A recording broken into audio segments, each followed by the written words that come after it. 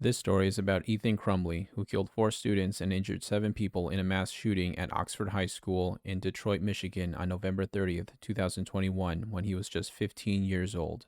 If you like stories about people who suck, then like and subscribe.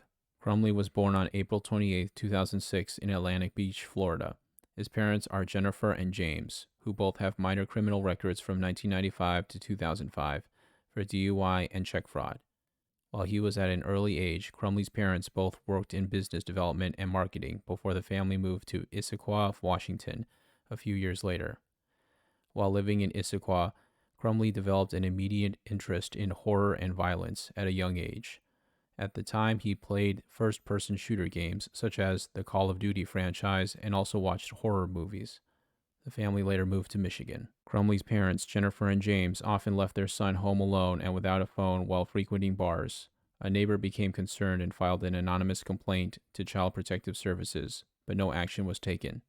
Crumbley's only friend moved away at the end of October 2021, and the family dog died, causing him to become depressed.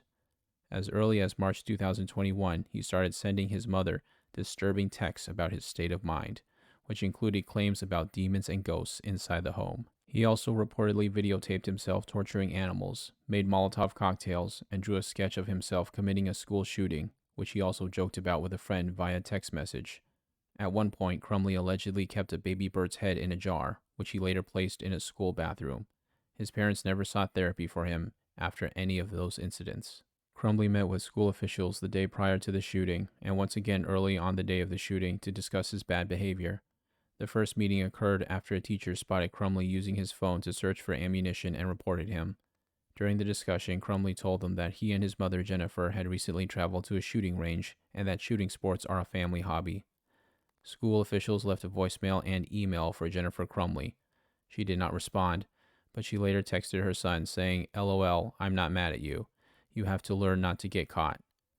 The second meeting occurred after another teacher found a violent drawing on Crumbley's desk. The drawing was of a semi-automatic handgun pointing at the words, "The thoughts won't stop. Help me." In another section of the note was a drawing of a bullet with the following words above that bullet: "Blood everywhere." Between the drawing of the gun and the bullet is a drawing of a person who appears to have been shot twice and bleeding. Below that figure is a drawing of a laughing emoji. Further down the drawing are words, "My life is useless." And to the right of it are more words, "The world is dead." The teacher took a photo of the drawing, which was on a math worksheet, and reported Crumbley. He was taken to a guidance counselor's office where school staff phoned Crumbley's parents, requesting that they come to the school. Upon their arrival, Crumbley's parents were shown the drawing, which Crumbley had scribbled over by that point in an attempt to conceal its contents, and instructed to seek counseling for their son within 48 hours. Otherwise, the school would call Child Protective Services. They resisted the idea of Crumbley leaving to go home at that time, and did not inform school officials that they had recently purchased a gun for him. He was returned to class at that same morning, as he had no prior disciplinary issues. At the time of the meeting, Crumbley had already placed the weapon he was to use in the shooting somewhere on the school grounds. Following the second meeting, Crumbley allegedly committed the shooting at 12:50 p.m. Prosecutors further alleged that at 1:22, 7 minutes after the first news reports came in of a shooting at the school, Jennifer Crumbley texted her son saying, "Ethan, don't do it." At 1:37, James Crumbley called 911 to report a 6-hour SP-2022 handgun as missing, and also said Ethan could be the gunman at Oxford High.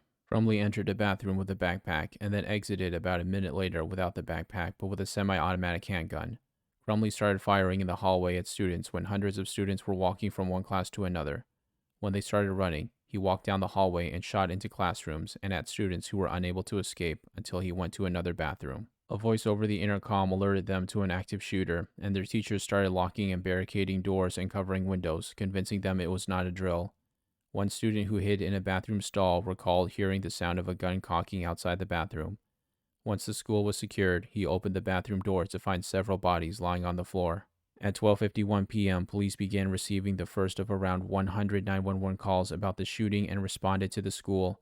Within 2 to 3 minutes of the arrival of first responders, Crumbley surrendered and was arrested. He allegedly still had 7 rounds of ammunition loaded into his gun and 2 15-round magazines when he was stopped by the deputies. The entire shooting lasted about 5 minutes and occurred in the southern end of the school building. Three students, Madison Baldwin, age 17, Tate Meyer, age 16, and Hannah St. Juliana, age 14, were killed at the scene, and 8 other people were injured, including a teacher. Meyer was reportedly shot while attempting to stop the gunman. He died in a police vehicle en route to the hospital.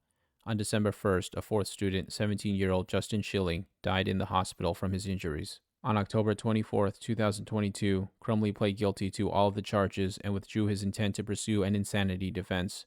He also admitted during questioning on that day that his own money was used to purchase the weapon and claimed that the gun was not locked away on the day of the shooting. Both his parents were being charged with 4 counts of involuntary manslaughter for their failure to secure the gun Crumbley used in the shooting. It is a rare instance of parents being charged in relation to a school shooting. The parents took $4,000 out of an ATM and left town. On December 3rd, police received a tip from a business owner who found the Crumbley's vehicle in his parking lot in Detroit. The man said he also saw Jennifer Crumbley, who fled upon being spotted. Police responded to the scene about 20 minutes later and established a perimeter in the area. At around 2 a.m. on December 4th, police took the couple into custody after finding them in a first-floor room at a nearby commercial building. They were arraigned and pled not guilty to all charges. At the time of this video, Ethan Crumbley is in the Oakland County Jail awaiting sentencing, and his parents are awaiting trial. That's the end of the video. If you like the video, then like and subscribe. It only takes 2 seconds, and it would really help me out. Feel free to check out the other videos on my channel.